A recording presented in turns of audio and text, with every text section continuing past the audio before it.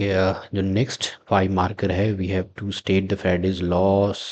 यहाँ लॉज नहीं लिखा है, so it's a law of electromagnetic induction. So I believe आप कोई भी एक लॉ जो है वो स्टेट कर सकते हो, इनमें से कोई भी एक।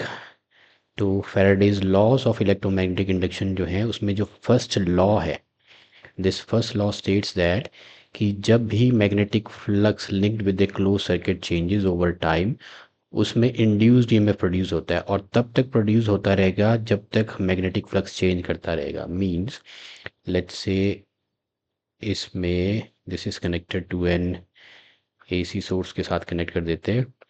Now because of the rate of change of magnetic flux in this, इसमें क्या होएगा, in this the induced EMF is produce, और तब तक प्रोड्यूस होता रहेगा जब तक there is a change in the magnetic flux. जब मैग्नेटिक फ्लक्स कांस्टेंट हो गया, this induce EMF will not be produce. तो ये है पहला। इसमें जो स्ट्रेस देने वाली बात है कि इंड्यूस्ड ईएमएफ प्रोड्यूस होता है क्लोज सर्किट में, मैग्नेटिक फ्लक्स लिंक्ड जब चेंज होता है, और तब तक रहेगा, last as long as there is change in the magnetic flux, जब तक चेंज रहेगी। इसको आप ऐसे भी समझ लो कि लेट्स से अगर ये सोलेनॉइड कनेक्टेड है, अगर मैंने इसको डीसी सोर्स के साथ कनेक्ट कर दिया, तो जब आप इसको सर्किट को close circuit means when U turn the key on, जैसे ही ऑन की उसी टाइम पे करंट जो है इंक्रीज होगा। करंट इंक्रीज होएगा तो इसमें मैग्नेटिक फ्लक्स बढ़ेगा। तो ऑन करने के टाइम पे ही, ये नेगेटिव है भाई, तो ऑन करने के टाइम पे जब करंट बढ़ता है तब, और ऑफ करने के टाइम पे जब करंट डिक्रीज होता है तब। तो यहाँ पे मैग्नेटिक फ्लक्स जो है वो चेंज हो रहा है। यहाँ पे चेंज का मतलब यहाँ इंक्रीज हो रहा है, यहाँ डिक्रीज हो रहा है। तो इन दो इंस्टेंट्स पे ही जो है इंड्यूस्ड ईएमएफ प्रोड्यूस होएगा।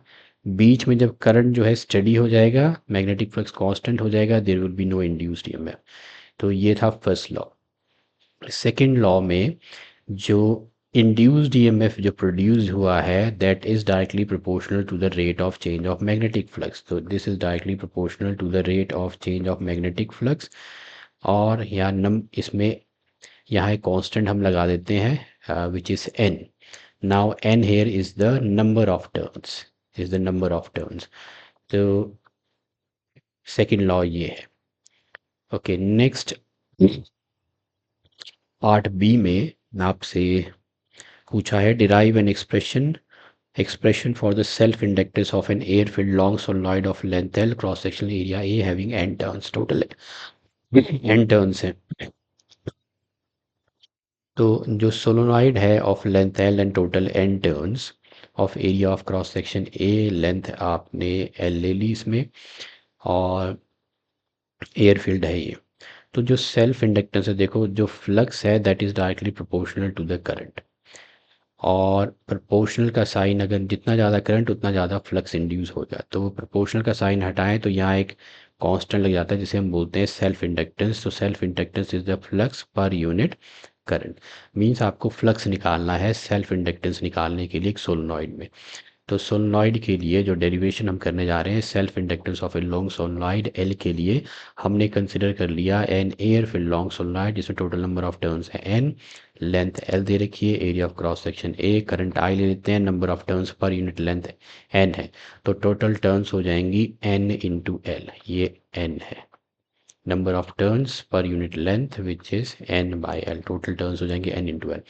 ओके, अब किसी भी सोलेनॉइड के अंदर कहीं पे भी, अंदर बिल्कुल इसके अंदर सेंटर में कहीं पे भी magnetic field is given by this formula when n is the number of turns पर यूनिट लेंथ। तो flux linked with each turn हो जाएगा magnetic field into the area. तो मैग्नेटिक फील्ड है mu naught N into I into A.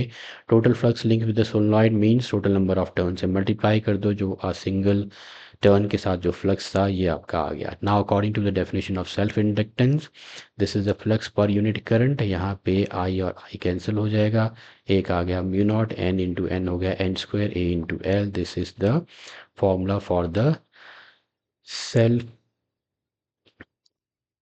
Inductance.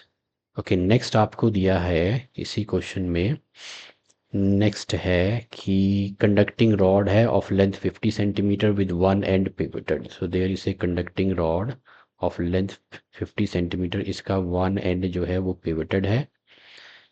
Okay, ये मैं ऐसे बना लेता हूँ, एक एंड इसका पिवटेड है, let's say this is pivoted here. Okay, ये है 50 centimetre, is rotated with the angular speed of 60, so this is rotated with the angular speed of 60 revolutions per minute। तो यहाँ से आप एंगुलर वेलोसिटी, एंगुलर स्पीड, ये जो आपको angular speed दे रखी है, we can find out here the angular the velocity, so let's find out the angular velocity here। the angular velocity is omega is equal to 2 pi into the angular speed। Angular speed है 60 revolutions पर minute, 60 और उसको second में convert कर दिया तो आ गया 2 पाई रीडियन पर सेकंड। नाउ अब induced EMF across the ends of A conducting rod निकालने के लिए, जिसका एक एंड पिवटेड है और मैग्नेटिक फील्ड जो है वो परपेंडिकुलर है, देखो direct perpendicular to the plane of the rotation of the rod, इसके परपेंडिकुलर, जिस प्लेन में ये रोटेट कर रही है उसके परपेंडिकुलर जो है वो मैग्नेटिक फील्ड है। We have to find the EMF induced in the rod. तो EMF induced in the rod is given by the formula half B into omega into L square, where omega is the angular velocity। Okay, तो magnetic field जो थी वो थी milli tesla में, we have converted it into tesla. इस rotational speed को हमने convert कर लिया है एंगुलर वेलोसिटी में। Now omega is 2 pi radian per second, ये लेंथ जो है 50 सेंटीमीटर थी, so this is 0.5 metre. Okay, now 2 और 2 कैंसिल हो गया, 4 इंटू 0.25, 0.5 का square 0.25, 4 into 0.25 is 1, 10 raise power minus 3 is milli, pi की value 3.14, so 3.14 milli volt is the induced EMF across the ends of the rod। Find the EMF induced in the rod। Okay, so this was question number 33 for 5 marks। Thank you for watching।